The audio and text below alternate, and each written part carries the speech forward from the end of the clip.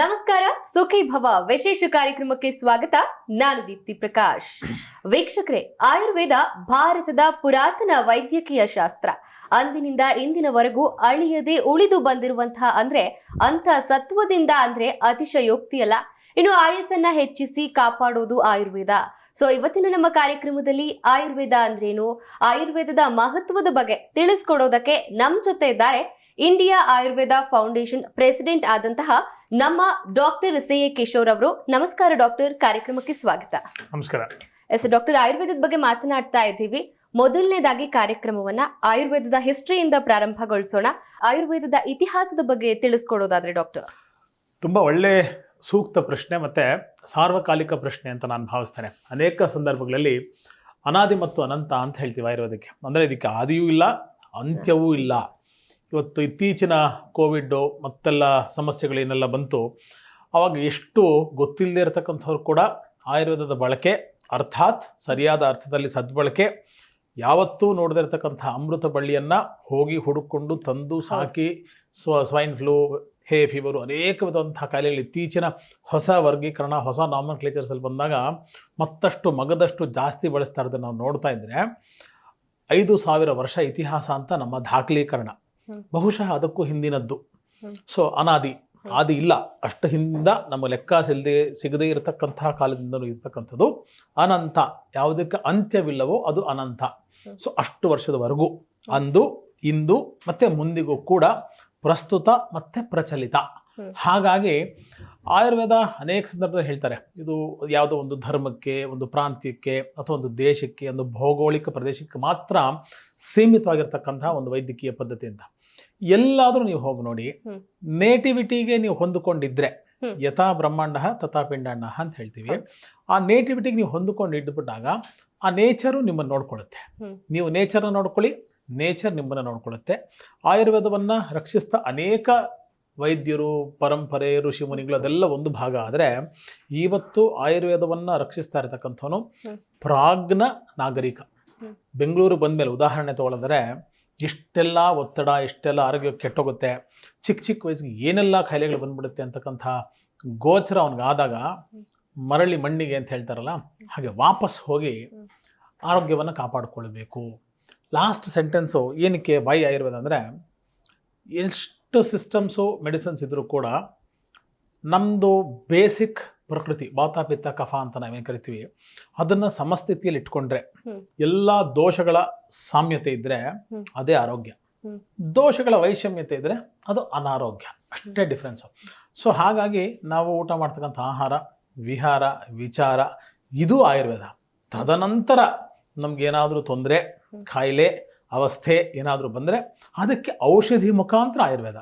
ಹಾಗಾಗಿ ನಾವು ಉಸಿರಾಡ್ತಕ್ಕಂಥದ್ದೇ ಈ ವಾತಾವರಣ, ಈ ಭೌಗೋಳಿಕ ಪ್ರದೇಶದಾಗಿರೋದ್ರಿಂದ ಬಹುಶಃ ಎಷ್ಟು ತಲೆಮಾರು ಬಂದರೂ ಆಯುರ್ವೇದ ಪ್ರಸ್ತುತ ಮತ್ತು ಪ್ರಚಲಿತ ಕೂಡ. ಡಾಕ್ಟರ್, ಇನ್ನು ಆಯುರ್ವೇದ ಅಂತ ಹೇಳಿದ ತಕ್ಷಣ ಮನೆ ಮದ್ದು ಮಾತ್ರ ಅನ್ನುವಂತಹ ಪ್ರಶ್ನೆ ಸಾಕಷ್ಟು ಮಂದಿಯಲ್ಲಿ ಮೂಡುತ್ತೆ. ನಿಜಾನ ಅದು? ಒಂದು ಭಾಗದಲ್ಲಿ ಭಾಗಶಃ ನಿಜ. ಆದರೆ ಸತ್ಯ ಹೇಳಬೇಕಂದ್ರೆ ಅದು ಮನಸ್ಸಿನ ಮದ್ದು, ಮನೆಯ ಮದ್ದಲ್ಲ. ಮನೆ ಮದ್ದು ಯಾಕೆ ಅಂದರೆ ಅದಕ್ಕೊಂದು ಮಾಧ್ಯಮ. ಈಗ ಸಂವಹನೆಗೆ ಹೇಗೆ ನಾನು ಒಬ್ಬ ಶ್ರೀಸಾಮಾನ್ಯನ ಮುಟ್ಟಬೇಕು ಅಥವಾ ತಮ್ಮ ವಿಚಾರಧಾರೆಯ ಮಾಧ್ಯಮದಿಂದ ಒಬ್ಬ ಶ್ರೀಸಾಮಾನ್ಯನಿಗೆ ಮುಟ್ಟಬೇಕು ಅಂದರೆ ಅದಕ್ಕೊಂದು ಪರದೆ, ಅದಕ್ಕೊಂದು ಸ್ಯಾಟಲೈಟು, ಅದಕ್ಕೊಂದು ಮೀಡಿಯಂ ಅಂತ ಏನು ಕರಿತೀವಿ, ಕಮ್ಯುನಿಕೇಷನ್ ಅಂತ. ಹಾಗೆ ಮನೆ ಮದ್ದು ಒಂದು ಕಾರಣೀಭೂತವಂಥ ಒಂದು ವಸ್ತು. ಮುಖ್ಯ ಮನಸ್ಸಿನಲ್ಲಿ ನಾನು ಸ್ವಸ್ಥನಾಗಿರ್ತೀನಿ. ಆಯುರ್ವೇದ ಸಿದ್ಧಾಂತ ಏನು ಹೇಳುತ್ತೆ, ಸ್ವಸ್ಥಸ್ಯ ಸ್ವಾಸ್ಥ್ಯ ರಕ್ಷಣಂ ಆತುರಸ್ಯ ವಿಕಾರ ಪ್ರಶಮನಂ. ಅಂದರೆ ಇಫ್ ಯು ಆರ್ ಹೆಲ್ತಿ, ಆರೋಗ್ಯವಾಗಿದ್ದೀರಾ ಅಂದರೆ continue to be healthy, we are there with you. Suppose 70 ವರ್ಷ, ಶುಗರ್ ಇಲ್ಲ, ಬಿ ಪಿ ಇಲ್ಲ, ಥೈರಾಯ್ಡ್ ಇಲ್ಲ, ನನಗೇನು ಪ್ರಾಬ್ಲಮ್ ಇಲ್ಲಪ್ಪ, 70 ವರ್ಷ ಆಗಿದೆ ಅಂದರೆ ಇನ್ನು 30 ವರ್ಷ ಪ್ಲಸ್, 100 70 + 30+. ಸೊ ಕೊನೆ ಉಸಿರು ಆರೋಗ್ಯಕ್ಕೆ ಏನು ಬೇಕು ಅದ್ರ ಸಪೋರ್ಟ್ ನಾವು ಕೊಡ್ತೀವಿ. ಆತುರಸ್ಯ ವಿಕಾರ ಪ್ರಶಮನಂ. ತೊಂದರೆ ಏನಾದರೂ ಬಂದ್ಬಿಡ್ತು, ಏನೋ ಚಿಕ್ಕ ವಯಸ್ಸಲ್ಲಿ ಬಿ ಪಿ ಬಂತು, ಥೈರಾಯ್ಡ್ ಬಂತು, ಡಯಾಬಿಟೀಸ್ ಬಂತು, ಗ್ಯಾಸ್ಟ್ರೈಟಿಸ್ ಬಂತು, ಇವೆಲ್ಲ ಹೇರ್ ಫಾಲ್ ಬಂತು, ಅನೇಕ ಸೋರಿಯಾಸಿಸು, ಸ್ಕಿನ್ ಪ್ರಾಬ್ಲಮ್ಸ್ ಬಂತು, ಅನೇಕದಂಥ ಪ್ರಾಬ್ಲಮ್ಸು ಗೊತ್ತಿದ್ದೋ ಗೊತ್ತಿಲ್ಲದೇನೋ ನಮಗೆಲ್ಲರಿಗೂ ಅಕ್ಕಪಕ್ಕ ನೀವು ಹೋಗ್ತಾ ಇದ್ದರೆ ಹಾಸ್ಪಿಟಲ್ಸಲ್ಲಿ ಎಷ್ಟು ಜಾಸ್ತಿ ಆಗ್ತದೆ ಹಾಸ್ಪಿಟಲ್ಸ್ ಅಂತ ನಿಮ್ಗೆ ಅರ್ಥ ಆಗುತ್ತೆ. ಅದಕ್ಕೆ ಬಂತು ಅನ್ನೋದಾದರೆ, ಅಥವಾ ಪ್ರಜ್ಞಾಪರಾಧದಿಂದ ಡಾಕ್ಟರ್ಗಳು ಸೂರ್ಯ ಹುಟ್ಟಿದಾಗ ರಾತ್ರಿ ಮಲ್ಕೋಬೇಕು, ಚಂದ್ರ ಕಾಣಿಸಿದ ತಕ್ಷಣ ನಿದ್ದೆ ಮಾಡಬೇಕು, ರಿಟೈರ್ಮೆಂಟ್ ಅಂತಿತ್ತು. ಪ್ರಕೃತಿ ಹೇಗಿತ್ತು? ಸೂರ್ಯ ಹುಟ್ಟಿತು ಅಂದ್ರೆ ಜಗತ್ತು ನಮ್ಗೆಲ್ಲ ಕಾಣಿಸ್ತದೆ, ನಾವೆಲ್ಲ ಚೈತನ್ಯಕ್ಕೆ ಕೆಲಸ ಮಾಡ್ಬೇಕು. ಹೌದು, ಬೆಳಗಾಯ್ತು. ಕತ್ಲಾಯ್ತು ಅಂದ ತಕ್ಷಣ ರಿಟೈರ್ಮೆಂಟ್. ಹಾ. ಸಾಲ ಮಾಡಿದ್ರೆ ತುಪ್ಪ ತಿನ್ನು, ಚಿಕ್ಕದಾಗಿ ಕೆಲಸ ಮಾಡು, ಅವತ್ತಿಗೆ ದುಡಿ ಅವತ್ತಿಗೆ ಮಲ್ಕು ಅಂತಕ್ಕಂಥ ಒಂದು ಪದ್ಧತಿ ಪರಿಪಾಠ ಇತ್ತು. ಇವತ್ತು ಎಲ್ಲರ ಹತ್ರ ಹಣ ಇದೆ, ಆದ್ರೆ ಆರೋಗ್ಯ ಇಲ್ಲ. ಇಲ್ಲ, ಹೌದು. ಅವತ್ತು ಹಣವೇ ಇರ್ಲಿಲ್ಲ ಅನೇಕರ ಹತ್ರ. ಆರೋಗ್ಯ ಚೆನ್ನಾಗಿ. ನಮ್ಮ 2-3 ತಲೆಮಾರು ಹಿಂದೆ ಹೋಗಿ ನೀವು ನೋಡಿದ್ರಾಗ ಬಹುಶಃ ನಮ್ಮ ತಾತ ಮುತ್ತಾತನ ಆಯರದಲ್ಲಿ ತುಂಬಾ ಕಷ್ಟಪಟ್ಟು ಶ್ರಮಿಕ ವರ್ಗ ಆವತ್ತು ದುಡಿಬೇಕು, ಅವತ್ತು ತಿನ್ಬೇಕು, 10-6 ಮಕ್ಕಳು ಮದುವೆ ಮಾಡಬೇಕು, 10 ಜನಕ್ಕೆ ಎಜುಕೇಶನ್ ಕೊಡಬೇಕು, ಒಂದು ಸೈಕಲ್ ಸೌಲಭ್ಯ ಇಲ್ಲ, ಬಸ್ಸಿನ ಸೌಲಭ್ಯ ಇಲ್ಲ, ಬಟ್ ದೇ ಹೆಲ್ತಿ.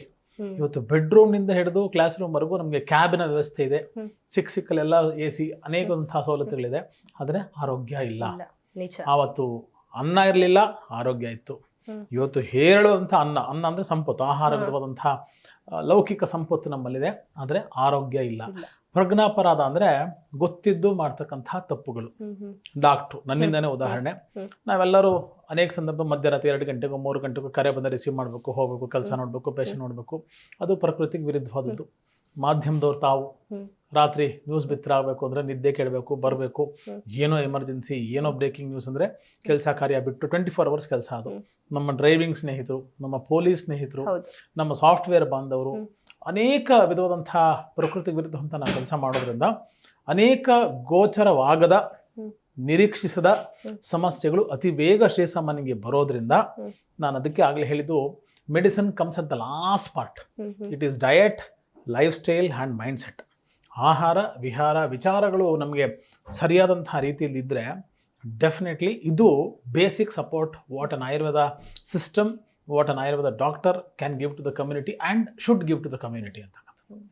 ಡಾಕ್ಟರ್, ಇನ್ನು ಸೋಷಿಯಲ್ ಮೀಡಿಯಾ ಅಂತ ಬಂದಾಗ ಒಂದಿಷ್ಟು ಸಜೆಷನ್ಸ್ ಬರ್ತಾ ಇರುತ್ತೆ, ಈ ರೀತಿ ಮನೆ ಮದ್ದನ್ನ ಬಳಸಿ ನಿಮ್ಮ ಆರೋಗ್ಯ ಸರಿ ಆಗುತ್ತಾ, ಈ ಕಾಯಿಲೆ ಇದ್ರೆ ಈ ರೀತಿ ಮನೆ ಮದ್ದನ್ನ ತಗೊಳ್ಳಿ ಅಂತ. Without consulting any doctor suggestions ಅಥವಾ ಮನೆ ಮದ್ದುಗಳನ್ನ ತಗೋಬಹುದಾ ಅಂತ? ದೀಪ್ತಿ, ಬಹಳ ವ್ಯಾಲಿಡ್ ಪ್ರಶ್ನೆ ಇದು. ಇವತ್ತೇನಾಗಿದೆ, ಸಾಮಾಜಿಕ ಮಾಧ್ಯಮ ಮತ್ತು ಜಾಲತಾಣಗಳಲ್ಲಿ news is abused, misused and overused to a great extent. And unfortunately ಅನೇಕ ಸಂದರ್ಭದಲ್ಲಿ ಕಾಲೇಜಲ್ಲಿ ನಾವು ಎಷ್ಟು ವ್ಯಾಸಂಗ ಮಾಡಿರ್ತೀವೋ, ಎಷ್ಟು ಔನ್ನತ್ಯವನ್ನು ಸಾಧಿಸ್ತೀವೋ ಗೊತ್ತಿಲ್ಲ, ಆದರೆ ಫೇಸ್ಬುಕ್ಕು, ವಾಟ್ಸಪ್ಪು, ಈ ಥರದ ಯೂನಿವರ್ಸಿಟೀಸ್ ವೈಸ್ ಚಾನ್ಸಲರ್ಗಳು ಭಾಳ ಬೇಗ ಆಗ್ಬಿಡ್ತೀವಿ. ಸೊ ಹಾಗಾಗಿ ನಮ್ಗೆ ಗೊತ್ತಿರೋದನ್ನು ಮಾಹಿತಿ ಸರಬರಾಜು ಮಾಡಿಬಿಡೋದು ಅಂತಕ್ಕಂಥದ್ದು ಖಂಡಿತವಾಗ್ಲೂ ತಪ್ಪು. ವಿದ್ಯಾವಂತ, ಅದಕ್ಕೆ ಏನು ಕಾನ್ಫಿಡೆನ್ಸ್ ಇರ್ತಕ್ಕಂಥ, ಅದ್ರ ಬಗ್ಗೆ ಎಕ್ಸ್ಪರ್ಟೈಸ್ ಇರ್ತಕ್ಕಂಥ ವೈದ್ಯರ ಸಮ್ಮುಖದಲ್ಲಿ ನೀವು ಯಾವತ್ತಿಗೂ, ಮೇಷ್ಟ್ರು ಆಗಿರ್ಬೋದು, ಡಾಕ್ಟ್ರೇ ಅಂತಲ್ಲ, ಇವತ್ತು ಯಾವುದೋ ಒಂದು ಸಿಲೆಬಸ್ನೋ ಯಾವುದೋ ಒಂದು ಪಾಠವನ್ನೋ ನೀವು ಯೂಟ್ಯೂಬಲ್ಲೋ ಸೋಷಿಯಲ್ ಮೀಡಿಯಲ್ಲಿ ನೋಡಿಕೊಂಡು ನಾನು ಕಾನ್ಫಿಡೆನ್ಸ್ನ ಪಡ್ಕೊಳ್ತೀನಕ್ಕೂ ಆ ಫಿಸಿಕಲ್ ಪ್ರೆಸೆನ್ಸ್, ಗುರು ಮುಖೇಣ ಪಾಠ ಅಂತ ಏನು ಕರಿತೀವಿ, ಹಂಗೆ ವೈದ್ಯ ಮುಖೇನ ಚಿಕಿತ್ಸೆ ಅಷ್ಟೇ ಸರ್ವಕಾಲಕ್ಕೂ ಅದು ಇಂಪಾರ್ಟೆಂಟ್. ನಾವೇನು ಯೋಚನೆ ಮಾಡ್ತೀವಿ, ಡಾಕ್ಟರ್ ಹತ್ರ ಹೋದ್ರೆ 500 ರೂಪಾಯಿ 1000 ರೂಪಾಯಿ ಖರ್ಚಾಗ್ಬಿಡುತ್ತೆ, ಹೋಗಿ ಔಷಧಿ ತೊಗೊಂಡ್ಬಿಡ್ತೀವಿ, ಅಥವಾ ಈ ಥರ ಫ್ರೀ ಇನ್ಫಾರ್ಮೇಷನ್. ಇವತ್ತು information is free, thinking about that information is very expensive. ಅದರ ಆಲೋಚನಾ ಲಹರಿ ತುಂಬ ಎಕ್ಸ್ಪೆನ್ಸಿವ್ ಆಗಿಬಿಟ್ಟಿದೆ. ಸೊ ಹಾಗಾಗಿ 4 ಸೆಕೆಂಡ್ ನಾಲಿಗೆ ರುಚಿಗೆ 40 ವರ್ಷದ ಜೀವನ ನಡ ಇಟ್ಬಿಡ್ತೀವಿ. ಮೆಡಿಕಲ್ ಶಾಪಲ್ಲೋ ಯಾರೋ ಹೇಳಿದ್ದೋ, ಸೋಷಿಯಲ್ ಮೀಡಿಯಲ್ಲೋ, what is been given free today is advice. ಪುಕ್ಸಟ್ ಏನಾದ್ರು ಸಿಗ್ತಾ ಇದೆ ಅಂತ ಸಲಹೆ ಮಾತ್ರ. ನೀನು ಹಂಗೋ ಆರೋಗ್ಯ ವಿಚಾರದಲ್ಲಿ ನಾನು ನೋಡಿದ್ದೀನಿ, ಎಷ್ಟೋ ಜನ ಸ್ಕಿನ್ ಪ್ರಾಬ್ಲಮ್ಸ್ ಇದ್ದಾಗ ನೀನು ಮಣ್ಣು ತಿನ್ಬಿಡು, ಇನ್ನೇನೋ ಹಚ್ಕೊಂಡ್ಬಿಡು, ತಲೆಗೆ ಇದನ್ನು ಹಾಕ್ಬಿಡು, ಕಾಫಿ ಪುಡಿ ಹಾಕ್ಬಿಟ್ಟು ಗಾಯಕ್ಕೆ ಸವರ್ಬಿಟ್ರೆ ಗಾಯವಾಸಿ ಆಗಿಬಿಡುತ್ತೆ, ಕಲೆ ಉಳಿಯಲ್ಲ, ಈ ಥರದ ಅನೇಕ ಮಿಸ್ಕನ್ಸೆಪ್ಷನ್ಸು ಜನ ಬರೋದ್ರಿಂದ what has to be done in a right way. ಸರಿಯಾದಂಥ ರೀತಿಯಿಂದ ವೃತ್ತಿಪರತೆಯಿಂದ ನಾವು ಒಬ್ಬ ಆರೋಗ್ಯ ಸಾಧಕನಾಗಿ, ನಾನು ಪೇಷಂಟ್ ಅಂತಕ್ಕಂತಹ ಪದವನ್ನು ಬಳಸಲ್ಲ, ಆರೋಗ್ಯ ಸಾಧಕನಾಗಿ ಆ ವಿಚಾರವನ್ನು ಇಟ್ಕೊಂಡು ಒಬ್ಬ ವೈದ್ಯ ಥರ ವೃತ್ತಿಯನ್ನು ಸರಿಯಾಗಿ ಮಾಡಿದ್ದೆ ಆದಲ್ಲಿ, ಹಿರಿಯರು ಒಂದು ಮಾತು ತುಂಬ ಚೆನ್ನಾಗಿ ಹೇಳಿದ್ದಾರೆ, self medication is bad, self irritation is bad ಅಂತ. ಸೊ ಸ್ವಯಂ ಚಿಕಿತ್ಸೆ ಸದಾಕಾಲ ಸಾರ್ವಕಾಲಕ್ಕೂ ಆಪತ್ತೆ.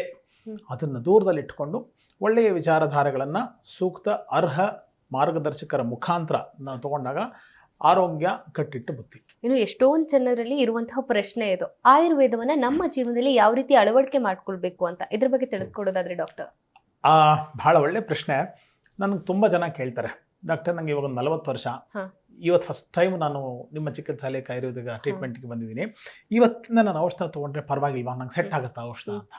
40 ವರ್ಷ ನೀವೇನು ಅನ್ನ, ಸಾರು, ಸಾಂಬಾರು, ಜೀರಿಗೆ, ಮೆಣಸು, ಏಲಕ್ಕಿ, ಲವಂಗ, ಅರಿಶಿನ, ಶುಂಠಿ, ಬೆಳ್ಳುಳ್ಳಿ ಎಲ್ಲ ತೊಗೊಂಡಿದ್ದೀರಲ್ಲ, ಇದೆಲ್ಲನೂ ಡಿಪ್ಲೊಮ್ಯಾಟಿಕ್ ಆಗಿ ಆಯುರ್ವೇದವನ್ನು ಬೇರೆ ಆಯಾಮಗಳಲ್ಲಿ ತಾವು ಸ್ವೀಕರಿಸ್ತಾ ಬರ್ತಾನೇ ಇದ್ದೀರಿ. ಬೆಳಗಾಗೆದ್ದು ಹೇಳ್ತೀವಿ, ಹಲ್ಲುಜ್ತೀವಿ, ನೀರು ಕುಡಿತೀವಿ, ಶೌಚಾಲಯಕ್ಕೆ ಹೋಗ್ತೀವಿ, ಸ್ನಾನ ಮಾಡ್ತೀವಿ, ಊಟ ಮಾಡ್ತೀವಿ, ಬಹಿರ್ದೆಸೆಗೆ ಹೋಗ್ತೀವಿ, ಮಲ ವಿಸರ್ಜನೆ ಮಾಡ್ತೀವಿ. ಇವೆಲ್ಲವೂ ಆಯುರ್ವೇದದ ದಿನಚರಿದ ಪದ್ಧತಿಗಳೇ. ಸೊ ಅದಕ್ಕೊಂದು ರೂಪರೇಷೆ ಅಂತಿಲ್ಲ.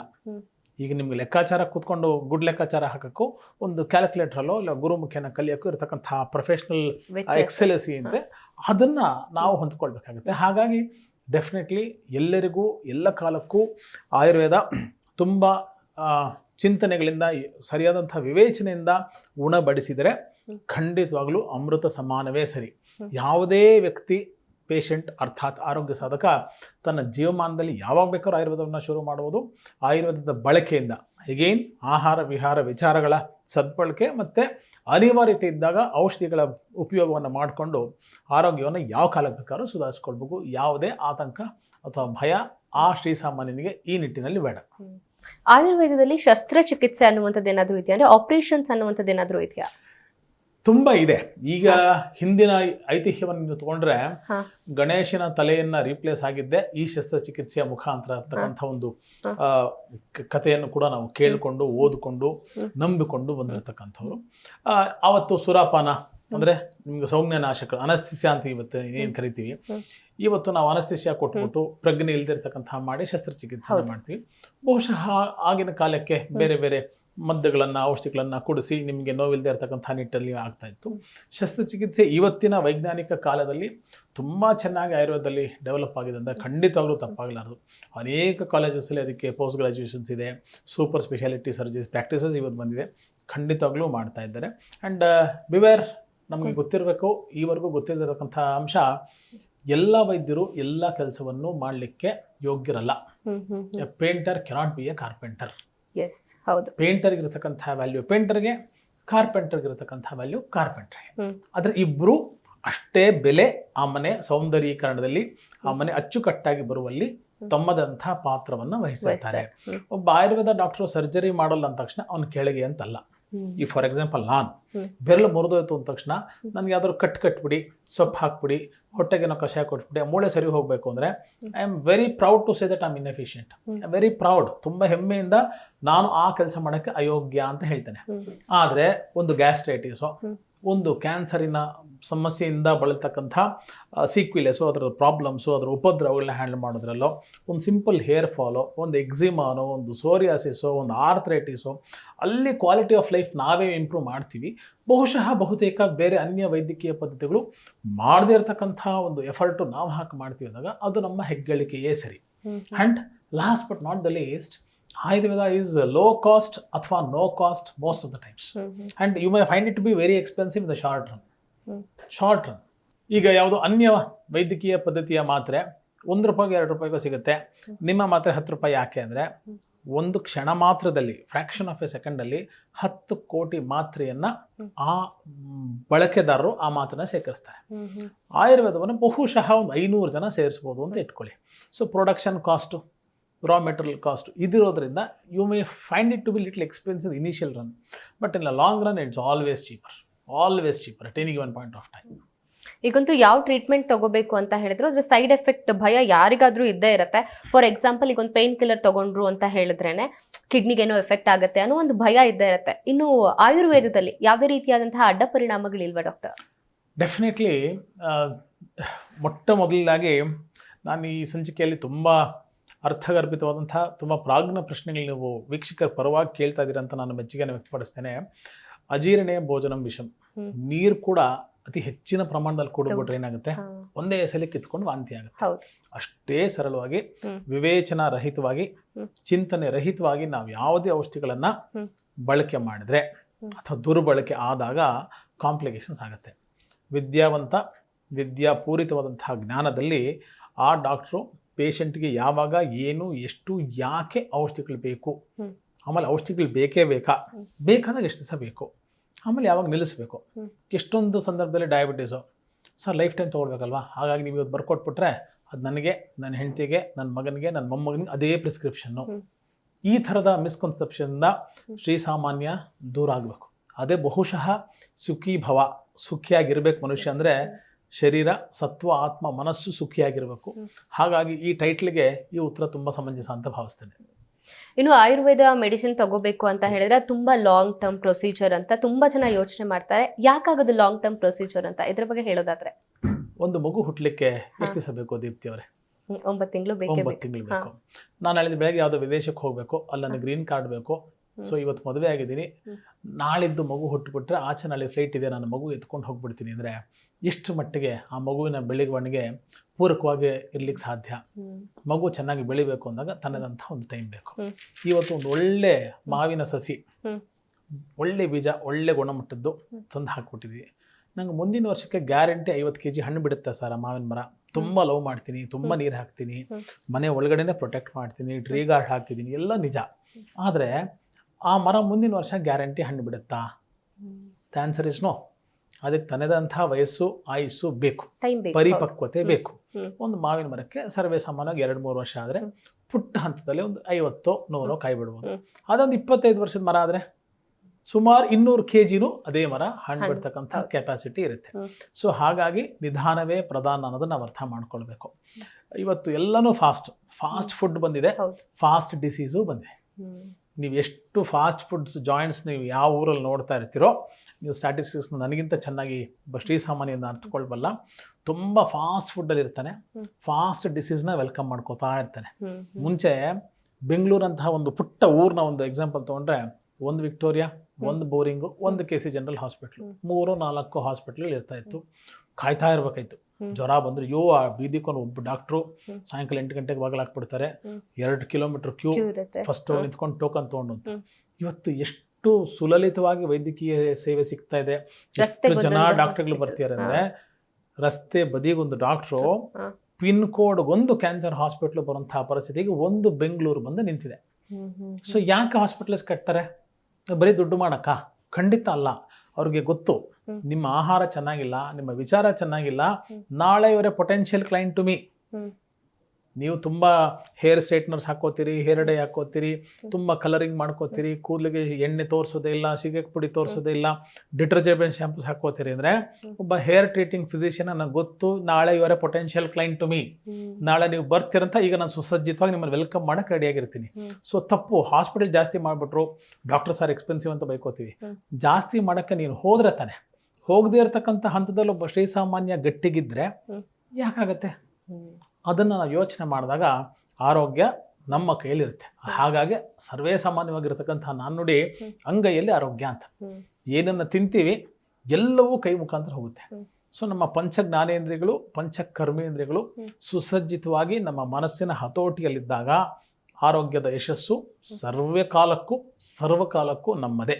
ಡಾಕ್ಟರ್, ಇನ್ನ ಆಯುರ್ವೇದ ಎಲ್ಲಿದೆ ಅಂತ ಹೇಳಿದ್ರೆ ಮನೇಲಿದೆ ಅಂತ ಹೇಳ್ತಾರೆ. ನಮ್ಮ ಅಡುಗೆ ಮನೆ ಒಂದು ಚಿಕ್ಕ ಮೆಡಿಕಲ್ ಸ್ಟೋರ್ ಇದ್ದ ಹಾಗೆ ಅಂತ ಹೇಳ್ತಾರೆ. ಇದ್ರ ಬಗ್ಗೆ ತಿಳಿಸ್ಕೊಡೋದಾದ್ರೆ? ಖಂಡಿತ. ನೋಡಿ, ತುಂಬ ಸರಳವಾಗಿ ಒಬ್ಬ ಶ್ರೀಸಾಮಾನ್ಯನಿಗೆ ಆರೋಗ್ಯದ ಪರಿಚಯ ಆಗಬೇಕು ಅಂದಾಗ, ಚಿಕ್ಕ ಮಗುಗೆ ಒಂದು 4 ಪದಾರ್ಥಗಳಿಡಿ. ಏನು ಮಾಡುತ್ತೆ? ಎತ್ಕೊಳ್ಳುತ್ತೆ, ತಿನ್ನುತ್ತೆ. ಹೌದು. ಒಬ್ಬ ಏನೂ ಅಡಿಗೆ ಮನೆಯ ಪರಿಚಯ ಇಲ್ಲದೆ ಅಡಿಗೆ ಮಾಡಕ್ಕೆ ಅಂತ ನನ್ನನ್ನು ನಿಮ್ಮನ್ನು ಒಂದು ಅಡಿಗೆ ಮನೆಗೆ ಬಿಟ್ಟಾಗ, ಪರಿಚಯವಿಲ್ಲದ ಅಡಿಗೆ ಮನೆಗೆ ಬಿಟ್ಟಾಗ 4 ಡಬ್ಬ ಕೈ ಹಾಕ್ತೀವಿ. ನಮ್ಮನೆ ಅಡಿಗೆ ಮನೆ ಉದಾಹರಣೆ ತಗೊಂಡು, ಏಲಕ್ಕಿ, ಲವಂಗ, ಶುಂಠಿ, ಉಪ್ಪು, ಜೀರಿಗೆ, 4-6 ಹಿಂಗೆ ಸಿಗ್ತಾ ಹೋಗುತ್ತೆ. ಅಡಿಗೆಗೆ ಅವೆಲ್ಲ ಬೇಕೇ ಬೇಕು. ಇವೆಲ್ಲವೂ ದ್ರವ್ಯಗಳೇ. ದ್ರವ್ಯ ಅಂದ್ರೆ ಔಷಧಿಯುಕ್ತ ಗುಣ ಭರಿತವಾದಂತಹ ಪದಾರ್ಥಗಳಿಗೆ ನಾವು ದ್ರವ್ಯ ಅಂತ ಹೇಳ್ತೀವಿ. ಮನೆ ಮುಂದೆ ಇರತಕ್ಕಂತಹ ತುಳಸಿ ಒಂದು ದ್ರವ್ಯ.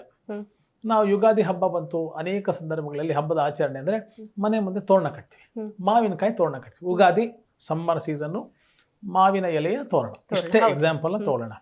ಎಷ್ಟು ಆಕ್ಸಿಜನ್ ಲಿಬರೇಷನ್ ಆ ಮಾವಿನ ಎಲೆಯ ಮುಖಾಂತರ ಆ ಬೇಸಿಗೆ ಕಾಲದಲ್ಲಿ ಮನೆಯ ಒಳಗಿರ್ತಕ್ಕಂಥವ್ರಿಗೆ ಆಗತ್ತೆ. ಇದು ನಿಜವಾದ ಆಯುರ್ವೇದದ ಪರಿಚಯ. ಅನೇಕ ಸಂದರ್ಭದಲ್ಲಿ ಆಯುರ್ವೇದ ಅಂದ ತಕ್ಷಣ ಯಾವುದೋ ಒಂದು ಮಡಿವಂತಿಕೆ, ಯಾವುದೋ ಒಂದು ಭಾಗಕ್ಕೆ, ಪ್ರಾಂತ್ಯಕ್ಕೆ ಅಂತ ನಾನು ನನ್ನ ಪ್ರಸ್ತಾವನೆಯಲ್ಲಿ ಹೇಳ್ತಾ ಇದ್ದೆ. ಕೈ ತೊಳ್ಕೊಳ್ದೆ ಗುಂಡಿ ಇರ್ತಕ್ಕಂಥ ಬಟನ್ ಇರ್ತಕ್ಕಂಥ ಶರ್ಟ್ ನೀವು ಹಾಕ್ಕೊಂಡಿದ್ರೆ ಪುಟ್ಟ ಮಗುನ ಯಾರೇ ಪುರುಷರ ಕೈ ಕೊಡ್ತಾ ಇರಲಿಲ್ಲ. ಕೈ ತೊಳ್ಕೊಂಬರ್ಬೇಕು, ಸ್ನಾನ ಮಾಡ್ಕೊಂಬರ್ಬೇಕು, ಪಂಚೆನೋ ಜುಬ್ಬಾನೋ ಶೆಲ್ಲ ಅವಾಗ ಇದ್ದಿದ್ದದು, ಅದ್ರಲ್ಲಿ ಮಾತ್ರ ಮಗುನಂತ. ಇವತ್ತು ಐಸಿಯುಲಿ ಹೋಗಿ ನೀವು ಇದೇ ಬಟ್ಟೆಯಲ್ಲಿ ನೀವು ಹೋದಾಗ ನಮ್ಮ ತುಂಬಾ ಪ್ರೀತಿ ಪಾತ್ರರಾದಂತಹ ಮಗು ಹುಟ್ಟಿದ್ರೆ ಹಿಂಗ್ ಮುಟ್ಟಕ್ ಬಿಡ್ತಾರ? ಸ್ಯಾನಿಟೈಸರ್ ಹಾಕೊಳ್ಳಿ, ಗೌನ್ ಹಾಕೊಳ್ಳಿ, ಆ ಗೌನ್ಗೆ ಜಿಪ್ ಇರಬಾರ್ದು, ಗುಂಡಿ ಇರಬಾರ್ದು, ಬಟನ್ ಇರಬಾರ್ದು, ಲೇಸ್ ಇರಬೇಕು, ಲಾಡಿ ಇರಬೇಕು, ಕಟ್ಟಬೇಕು, ಯಾಕಂದ್ರೆ ಮಗು ಏನು ಒತ್ತಬಾರ್ದು. ಎಲ್ಲ ಪೂರಕವಾದಂತಹ ಚಿಂತನೆಗಳು ನಮ್ಮ ಹಿಂದಿನ ಕಾಲದವ್ರಿಗೆ ಇತ್ತಲ್ವಾ? They were so simple yet statistical and all the more scientific. ಆ ವಿಜ್ಞಾನ ಅಂದ್ರೆ ಏನು? ವಿಶಿಷ್ಟ ಜ್ಞಾನಕ್ಕೆ ನಾವು ವಿಜ್ಞಾನ ಅಂತ ಕರಿತೀವಿ. ವಿಶೇಷವಾದಂತಹ ಪೂರ್ವಭಾವಿ ಚಿಂತನೆಯೊಂದಿಗೆ ಯಾವ ರೀತಿಯಾದಂತಹ ಜೀವನ ಶೈಲಿಯನ್ನ, ಆಹಾರ ಪದ್ಧತಿಗಳನ್ನ ಒಳಗಾಗಿಸ್ಕೋಬೇಕು ಅಂತಕ್ಕಂತಹ ಪರಿಕಲ್ಪನೆ ನಮ್ಮ ಹಿಂದಿನವರಿಗಿತ್ತು, ಇಂದಿನವರಿಗೆ ಇಲ್ಲ. ಹಾಗಾಗಿ ಅಂದು ಆರೋಗ್ಯ, ಇಂದು ಅನಾರೋಗ್ಯ. ಡಾಕ್ಟರ್, ಇನ್ನು ಆಯುರ್ವೇದದ ಇಂಪಾರ್ಟೆನ್ಸ್ ಬಗ್ಗೆ ತಿಳಿಸ್ಕೊಡೋದಾದ್ರೆ, ಯಾಕಂದ್ರೆ ಎಷ್ಟೋ ಜನಕ್ಕೆ ಗೊತ್ತೇ ಇರೋದಿಲ್ಲ, ಅದ್ರ ಬಗ್ಗೆ ತಿಳಿಸ್ಕೊಡೋದಾದ್ರೆ. ಆಯುರ್ವೇದ ಸದಾಕಾಲ, ಸರ್ವಕಾಲ, ಸರ್ವರಿಗೂ ಸೂಕ್ತವಾದಂತಹ ಒಂದು ವೈದ್ಯಕೀಯ ಪದ್ಧತಿ ಅಂತ ತುಂಬಾ ಸರಳವಾಗಿ, ತುಂಬಾ ಸ್ಪಷ್ಟವಾಗಿ, ತುಂಬಾ ಸುಲಲಿತವಾಗಿ ನಾನು ಈ ಸಂದರ್ಭದಲ್ಲಿ ಹೇಳಕ್ಕೆ ಇಷ್ಟಪಡ್ತೇನೆ. ಆದರೆ ಎಲ್ಲ ಸಿಸ್ಟಮ್ಸ್ಗೂ ತನ್ನದಂತಹ ಲಿಮಿಟೇಷನ್ಸ್ ಇದೆ, ತನ್ನದಂತಹ ಸಮಸ್ಯೆಗಳು ಇರುತ್ತೆ. ಸೊ ಆ ಸಮಸ್ಯೆಗಳನ್ನು ಬದಿಗಿಟ್ಟು ಎಲ್ಲರೂ ಎಲ್ಲವನ್ನೂ ಮಾಡ್ಲಿಕ್ಕಾಗಲ್ಲ ಅಂತ ನಾನು ಹೇಳ್ತಾ ಇದ್ದೆ. ಯಾವ ಸಮಸ್ಯೆ ಯಾವ ವ್ಯಕ್ತಿಗೆ 3 ತಿಂಗಳ ಮೇಲ್ಪಟ್ಟು, 2-3 ತಿಂಗಳಿಂದ ನನಗೆ ಈ ಸಮಸ್ಯೆ ಇದೆ, ಆರ್ಥ್ರೈಟಿಸು ಫಾರ್ ಎಕ್ಸಾಂಪಲ್ 2-3 ತಿಂಗಳಿಂದ ಇರುತ್ತೆ, ಗ್ಯಾಸ್ಟ್ರೈಟಿಸು, ಎಷ್ಟೋ ಜನ ನಿತ್ಯ ಆಹಾರ ವಿಹಾರ ಸೇವನೆ, ಸರಿಯಾದ ಟೈಮಿಗೆ ಊಟ ಮಾಡಲ್ಲ, ಸರಿಯಾದ ಟೈಮ್ ನಿದ್ದೆ ಮಾಡಲ್ಲ, ಕೆಲಸದ ಟೈಮಲ್ಲಿ ಊಟ ಮಾಡೋದು, ಊಟದ ಟೈಮಲ್ಲಿ ನಿದ್ದೆ ಮಾಡೋದು. ಇವತ್ತಂತೂ ಈ ಮೊಬೈಲ್ ಯುಗ ಬಂದಮೇಲೆ ಎಷ್ಟೋ ಜನ, ಇವು ನಂಬ್ತಿರೋ ಇಲ್ವೋ ದೀಪ್ತಿ, ರಾತ್ರಿ ಮಲಗುವಾಗ ಪೇಷಂಟ್ಸು ಮೊದಲು ಹೇಳ್ತಾ ಇದ್ರು, ಸರ್ ನಿದ್ದೆ ಜಾಸ್ತಿ, ಎಚ್ಚರ ಇಲ್ಲ ಅಂತ. 25ನೇ ವರ್ಷದ ನನ್ನ ವೃತ್ತಿಪರ ಅನುಭವ. ಇವತ್ತು ಸರ್ ನನಗೆ ರಾತ್ರಿ ನಿದ್ದೆನೇ ಬರಲ್ಲ ಅಂತ. ಯಾಕೆಂದ್ರೆ ನಮ್ಮ ಗಮನ, ನಮ್ಮ ಸ್ಟೇಟಸ್ ಯಾರು ನೋಡಿದ್ರು, ಎಷ್ಟು ಲೈಕ್ಸ್ ಬಂತು, ಎಷ್ಟು ಶೇರ್ ಆಯಿತು, ಎಷ್ಟು ಸಬ್ಸ್ಕ್ರೈಬರ್ ಆಯಿತು, ಏನು ಲೇಟೆಸ್ಟ್ ಮಾಹಿತಿ. ಮೊದಲು ಸಾಮಾಜಿಕ ಜಾಲತಾಣವೇ ಇರಲಿಲ್ಲ. I am not condemning the social media, information technology ಬೇಕು. ಆದರೆ ಇವತ್ತೇನೋ ಒಂದು ಬಸ್ ದರ 4 ರೂಪಾಯಿ ಜಾಸ್ತಿ ಆಯಿತು ಅಂದಾಗ ನೀವು ನಾಳೆ ಬೆಳಗ್ಗೆ ಎದ್ದು ಪೇಪರ್ ಓದಿದಾಗಲೇ ಅದ್ರ ಇಂಪ್ಯಾಕ್ಟ್ ಆಗೋದು. ರಾತ್ರಿ 12 ಗಂಟೆಯಿಂದ ಬೆಳಗ್ಗೆ 4 ಗಂಟೆವರೆಗೂ ನಿದ್ದೆ ಬಿಟ್ಬಿಟ್ಟು ಯೋಚನೆ ಮಾಡೋದ್ರಿಂದ ಬೆಳಗ್ಗೆ 4 ಗಂಟೆಗೆ ಬಸ್ ದರ ಇಳಿಯೋದಿಲ್ಲ. ಅದಕ್ಕೆ ಬೇರಂತ ಹೋರಾಟ, ಯುದ್ಧ, ಅದಕ್ಕೆ ಸಕಲ ಸಿದ್ಧತೆಗಳು, ಸಜ್ಜು ಎಲ್ಲವೂ ಮಾಡ್ಕೊಳ್ಬೋದು. ಅದು ರಾತ್ರಿ ಎಲ್ಲ ನಿದ್ದೆ ಕೆಟ್ಟುಬಿಟ್ಟು ನಾಳೆ 4 ರೂಪಾಯಿ ಜಾಸ್ತಿ ಇರುತ್ತೆ, ಇವತ್ತು ನಿದ್ದೆ ಕಡಿದು makes no sense for your life. So ಈ ಬದಲಾವಣೆಗಳು ಒಬ್ಬ ವೈದ್ಯನಾಗಿ, ಒಬ್ಬ ಶ್ರೀಸಾಮಾನ್ಯನಿಗೆ ಮನ ಮುಟ್ತಕ್ಕಂಥ ರೀತಿಯಲ್ಲಿ ನಾವು ಉಣಬಡಿಸಬೇಕು. ತಿನ್ನುವುದು ಯಾರು ತಿನ್ನಲ್ಲ, ತಿನ್ನಿಸ್ಬೇಕು. ಪುಟ್ಟ ಮಕ್ಕಳಿಗೆ ಪೊಲೀಸ್ ಮಾಮ ಬಂದ, ಚಂದಮಾಮ ಬಂದ, ಯಾರೋ ಬಂದ ಅಂತ ಹೇಳಿ ಹೆದರಿಸಿ ಪ್ರೀತಿ ಎಲ್ಲ ಮಾಡಿ ಆ ಮಗುವಿಗೆ ಏನು ಮಾಡ್ತಾ ಇದ್ವಿ, ಪ್ರೀತಿಪೂರ್ವಕವಾಗಿ ಹೊಟ್ಟೆ ತುಂಬಿಸ್ತಾ ಇದ್ವಿ. ಕೆಲವೊಂದು ಅಪ್ರಿಯವಾದಂತಹ ಸುಳ್ಳುಗಳನ್ನು ಹೇಳಿ ಮಗು ತಿಳಿಸ್ತಾ ಇದ್ವಿ. ಇಲ್ಲಿ ಪ್ರಿಯವಾದಂತಹ ಸತ್ಯವನ್ನ, ಕಠೋರ ಸತ್ಯವನ್ನ ಶ್ರೀಸಾಮಾನ್ಯನಿಗೆ ತಿಳಿಯಪಡಿಸಿ, ಚೆನ್ನಾಗಿ ತಿಳಿದುಪಡಿಸಿ ಆಮೇಲೆ ನಾವು ಉಣಬಡಿಸಿದ್ರೆ ಡೆಫಿನೆಟ್ಲಿ ಅವನ ಆರೋಗ್ಯವಂತನಾಗ್ತಾನೆ. ಮಗು ಅಂತ ಬಂದಾಗ ನನಗೊಂದು ಪ್ರಶ್ನೆ ಮೂಡ್ತು. ಒಂದು ತಾಯಿ ಆದವರು ಮಗುವಿಗೆ ಯಾವ ರೀತಿಯಾದಂತಹ ಆಹಾರ ಕೊಡಬೇಕು ಅಂತ ತಿಳಿಸ್ಕೊಡೋದಾದ್ರೆ ಡಾಕ್ಟರ್. ಯಥಾ ಬ್ರಹ್ಮಾಂಡ ತಥಾ ಪಿಂಡಾಂಡ. ಜಗತ್ ಹೇಗೋ ನಮ್ಮ ಅವಯವಗಳು ಹಾಗೆ. ನೀವು ಈ ಹಿಂದೆ ಅಭಿಮನ್ಯು ಇವೆಲ್ಲ ಕತೆ ಕೇಳಿದಿರಿ. ಅದು ನೀವು ನಂಬ್ತಿರೋ ಬಿಡ್ತಿರೋ ಬಶ್ರೀ ಸಾಮಾನ್ಯ ಅವನಿಗೆ ಬಿಟ್ಟಂತಹ ವಿಚಾರ. ಆದರೆ ತಾಯಿಯ ಮನಸ್ಥಿತಿ ಗರ್ಭಾವಸ್ಥೆಯಲ್ಲಿ ತನ್ನ ಆಹಾರ ಪದ್ಧತಿಗಳು, ನಾವೆಷ್ಟೋ ಸಂದರ್ಭದಲ್ಲಿ ಕ್ಲಿನಿಕಲ್ ಟ್ರಯಲ್ಸ್ ನಾವು ಇದನ್ನು ನೋಡ್ತಾ ಇರ್ತೀವಿ. ಒಳ್ಳೆ ಊಟ ಮಾಡಬೇಕು ತಾಯಿ, ಒಳ್ಳೆ ಚಿಂತನೆಗಳಿಗಿರಬೇಕು, ಒಳ್ಳೆ ಸಂಗೀತ ಕೇಳಬೇಕು, ಒಳ್ಳೆ ಸಕಾರಾತ್ಮಕವಾದಂತಹ ವಿಚಾರಗಳನ್ನೇ ಆ ತಾಯಿ ಕೇಳಿಸ್ಕೊಳ್ಬೇಕು ಅಂತ ಅನೇಕದಂತಹ ಅಂಶಗಳನ್ನ as a part of advice, as a piece of advice ಕೊಡ್ತಾ ಇರ್ತೀವಿ. ಆ ಥರದ ತಾಯಿ ಮಗುನ ಡೆಲಿವರ್ ಮಾಡೋಕ್ಕೂ ತುಂಬ ಒತ್ತಡಯುಕ್ತ, ಬೆಳಗಾಗಿದ್ರೆ ಕೆಲಸಕ್ಕೆ ಹೋಗ್ಬೇಕು, ಕಂಪ್ಯೂಟರ್ ಕೊಟ್ಟಬೇಕು, ಡ್ರೈವ್ ಮಾಡಬೇಕು, ಹೋಗಬೇಕು, ಸಾಲ ತೀರಿಸಬೇಕು, bank, EMI, family problem, husband problem, ಇವೆಲ್ಲ ಇಟ್ಕೊಂಡು ಆ ಥರದ ತಾಯಿ ಮಗುನ ಡೆಲಿವರ್ ಮಾಡೋಕ್ಕೂ ಇರತಕ್ಕಂಥ ವ್ಯತ್ಯಾಸದಲ್ಲಿ ಇವತ್ತು unhealthy children are being produced. Next, the mother is absolutely getting deceased. Breast cancer ಸರಳ ಉದಾಹರಣೆ ನಿಮ್ಗೆ ಹೇಳೋದಾದ್ರೆ, ಮೊದಲು 1.5-2.5 ವರ್ಷಗಳ ಕಾಲ ಒಂದು ನವಜಾತ ಶಿಶುವಿಗೆ, ಪುಟ್ಟ ಮಗುಗೆ 2-2.5 ವರ್ಷದ ಕಾಲ ಆ ತಾಯಿ ಹಾಲು ಕೊಡಿಸ್ತಕ್ಕಂಥ ಅಭ್ಯಾಸ ಇತ್ತು. ಇವತ್ತು ಆ ಮಗುಗೆ ಹಾಲು ಭಾಗ್ಯವೇ ಇಲ್ಲ. ತಾಯಿ ಕೆಲ್ಸಕ್ಕೆ ಹೋಗ್ಬೇಕು, ತನ್ನ ಸ್ತನದ ಸೌಂದರ್ಯ ಕೆಟ್ಟು ಹೋಗ್ಬಿಡುತ್ತೆ, ತಾನು ತುಂಬಾ ಫಾಸ್ಟ್ ಆಗಿ ಮಾಡರ್ನೈಸ್ ಸೊಸೈಟಿಯಲ್ಲಿ ಧುಮುಕಬೇಕು, ವಾಪಸ್ ಕೆಲ್ಸಕ್ಕೆ ಹೋಗ್ಬೇಕು, ದುಡಿಬೇಕು. ಈ ಆತರದಲ್ಲಿ ಮಗುವನ್ನ ಕಡೆಗಡೆನೆ. ಸೊ ಮಗುವಿಗೆ ನ್ಯೂಟ್ರಿಷನ್ ಇಲ್ಲ, ಮಗು deprived of the mother's natural receiving of nutrients, ಅದು ಒಂದು ಭಾಗ. ತಾಯಿಗೆ ಅನೇಕದಂತಹ ಸಮಸ್ಯೆಗಳು. ಸೊ ನೀವು ನಾಳಿನ ಕನಸು ಇವತ್ತು ಕಟ್ಕೊಳ್ಬೇಕಾದ್ರೆ ನಾಳಿನ ಕಾಯಿಲೆಯನ್ನು ಇವತ್ತೇ ತಂದುಕೋತಾ ಇದ್ದೀರಾ. ನಾಳಿನ ಆರೋಗ್ಯವನ್ನು ಕಾಂಪ್ರಮೈಸ್ ಮಾಡಿಕೊಂಡು ಇವತ್ತೇ ಸಾಯ್ತಾ ಇದ್ದೀವಿ. ಒಂದು. ಎರಡನೇದು, ನಮ್ಮ ಊಟದ ಪದ್ಧತಿ. 1 ಹೊತ್ತಿಂದವನು ಯೋಗಿ, 2 ಹೊತ್ತಿಂದವನು ಭೋಗಿ, 3 ಹೊತ್ತಿಂದವನು ಹೊತ್ಕೊಂಡು ಹೋಗಿ ಅಂತಕ್ಕಂಥ ಮಾತಿತ್ತು. ಇವತ್ತು 3 ಅಲ್ಲ, ನಿಮ್ಮ ಕನಿಷ್ಠ ಪಕ್ಷ ಮೆಟ್ರೋಪಾಲಿಟನ್ ಸಿಟೀಸಲ್ಲಿ 5-6 ಸಲ ಊಟ ಮಾಡ್ತಕ್ಕಂಥ ಹೊಸ ಹೊಸ ಇಂಟರ್ಮಿಟೆಂಟ್ ಡಯಟು ಫಾಸ್ಟಿಂಗ್ ಇದ್ರ ಬಗ್ಗೆ ಮಾತಾಡ್ತಿಲ್ಲ. ಬೆಳಿಗ್ಗೆ 8 ಗಂಟೆಗೆ ತಿಂಡಿ, 10 ಗಂಟೆಗೆ ಆಫೀಸಿಗೆ ಬಂದರೆ ಕೊಲಿಗೆ ಬೇಜಾರಾಗತ್ತೆ ಅಂತ ಒಂಚೂರು ಪಫ್ ತಿಂದೆ, ಕಾಫಿ ಕುಡಿದೆ. 1 ಗಂಟೆಗೆ ಹೆಂಗು ಮನೆಯಿಂದ ಲಂಚ್ ಬಂದಿದ್ದು ಕ್ಯಾಂಟೀನ್ ಕಾಯ್ತಾ ಇದೆ, ಆಫೀಸ್ ಬ್ರೇಕು 1 to 2 ಅಷ್ಟರೊಳಗೆ ಊಟ ಮುಗಿಸ್ಬೇಕು. 5 o'clock ಒಂಚೂರು ಪಿಜ್ಜಾ, ಬರ್ಗರು, ಬೋಂಡಾ, ಪಾನಿಪುರಿ, ವಾಟೆವರ್. ರಾತ್ರಿ 8 ಗಂಟೆಗೆ ಮನೆಗೆ ಹೋಗೋಕ್ಕಿಂತ ಮುಂಚೆ ತಡ ಆಗುತ್ತೆ ಮನೆಗೆ ಹೋಗೋದು ಅಂತ ಒಂಚೂರು ಸ್ಟಫಿಂಗ್ ಮಾಡ್ಕೊಂಡು ಹೋಗ್ಬಿಡ್ತೀನಿ. ಮನೆಗೆ ಹೋದ್ಮೇಲೆ ಊಟ ವೇಸ್ಟ್ ಆಗುತ್ತಲ್ಲ ಅಂತ ತಿಂತೀನಿ. ರಾತ್ರಿ ನಿದ್ದೆ ಬರ್ತಾ ಇಲ್ಲ ಅಂದ್ಬಿಟ್ಟು ಮಂಚ್ ಮಾಡ್ತೀನಿ. ಸಿನಿಮಾಗೆ ಹೋದರೆ ಪಾಪ್ಕಾರ್ನ್ ತಿಂತೀನಿ, ವೇಫರ್ಸ್ ತಿಂತೀನಿ, ಪಿಜ್ಜಾ ತಿಂತೀನಿ. ಈ ಥರದ ಪದ್ಧತಿಗಳನ್ನು ನೀವು ಅತ್ಯಂತ ಇಳಿಯ ವಯಸ್ಸಿನಲ್ಲಿ ತಂದು ಅಭ್ಯಾಸ ಮಾಡಿಸಿದಾಗ ಆರೋಗ್ಯವಾಗಿ ಆ ಮಗು ಉತ್ತಮ ಸಮಾಜಕ್ಕೆ ಬೆಳವಣಿಗೆ ಆಗಲಿಕ್ಕೆ ಸಾಧ್ಯ ಇಲ್ಲ. ಹೌದು. ಡಾಕ್ಟರ್, ಇವತ್ತಿನ ಕಾರ್ಯಕ್ರಮದಲ್ಲಿ ಭಾಗಿಯಾಗಿ ಆಯುರ್ವೇದದ ಬಗ್ಗೆ ಸಾಕಷ್ಟು ಮಾಹಿತಿಯನ್ನ ನಮ್ಮ ವೀಕ್ಷಕರಿಗೆ ತಿಳಿಸ್ಕೊಟ್ಟಿದ್ದಾರ, ಹಾಗಾಗಿ ಧನ್ಯವಾದಗಳು ಡಾಕ್ಟರ್. ನೋಡಿದ್ರಲ್ಲ ವೀಕ್ಷಕರೇ, ಇದಾಗಿತ್ತು ಸುಖಿ ಭವ ವಿಶೇಷ ಕಾರ್ಯಕ್ರಮ. ಇನ್ನಷ್ಟು ಹೆಚ್ಚಿನ ಮಾಹಿತಿಯೊಂದಿಗೆ ಮುಂದಿನ ಸಂಚಿಕೆಯಲ್ಲಿ ಭೇಟಿಯಾಗೋಣ. ಅಲ್ಲಿವರೆಗೂ ನೋಡ್ತಾ ಇರಿ ಜೀ ಕನ್ನಡ ನ್ಯೂಸ್, ಸತ್ಯವೇ ಸುದ್ದಿಯ ಜೀವಾಳ.